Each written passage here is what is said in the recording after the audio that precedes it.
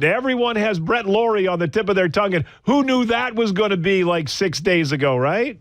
Right, Elliot. Certainly a surprise. I did not see him getting released by the White Sox this spring. That was one of the more surprising cuts, I think, in any camp so far here this spring. And now, of course, the question comes, is he a fit for the Jays? And Jim Bowden reported this yesterday that the Jays are interested.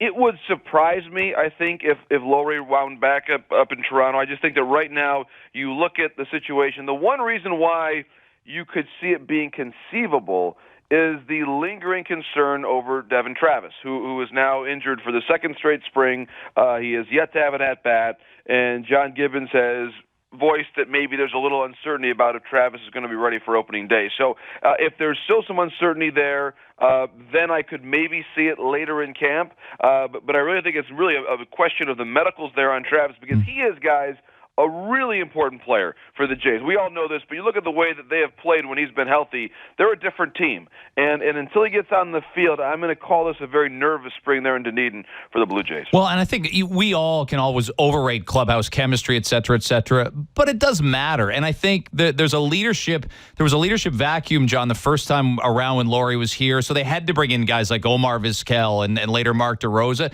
You know the Jays room now. It's Russ Martin, Troy Tulowitzki, and Josh Donaldson, and Brett Lawrie. I bet you, if it were to happen, and I agree, I don't think it's happening. If it were to happen, he'd be a lot more seen and not heard. He'd be almost a quiet presence, believe it or not, in a Blue Jays clubhouse, unlike 2013 when he and JP Arencibia were kind of the noisemakers. Right. Well, he would have to be, Greg, and then that's a very good point. And a couple things on that. Number one, he has not really had, his last year with Toronto, of course, was 2014. He had an OPS plus of 103, meaning he was just barely above average. Since then, he's been below average the last 2 years. He batted just 248 last year, a career low.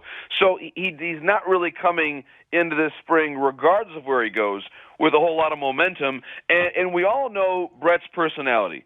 Very high energy, okay? He makes me look sedate by comparison, okay? And so when you look at Lawrie and you think about his disposition, how could he be as a part-time player that involves a lot of sitting potentially, where you're not playing for 2 or 3 days in a row? All that energy now, only playing twice a week, and I'm not being silly here, that's a legitimate thought. I think you see guys that are part-time players, they usually have a certain, the successful ones at least, have a certain way about them where they understand their role, they embrace it, they sort of stay at a low simmer, if you will, during the course of the week when their opportunities come around, and Brett's just not that type of guy. So I think it would be asking a lot of him to play on a part-time basis once Travis comes back. So I think for that reason, again, probably unlikely, but something we probably have to monitor until Travis comes back.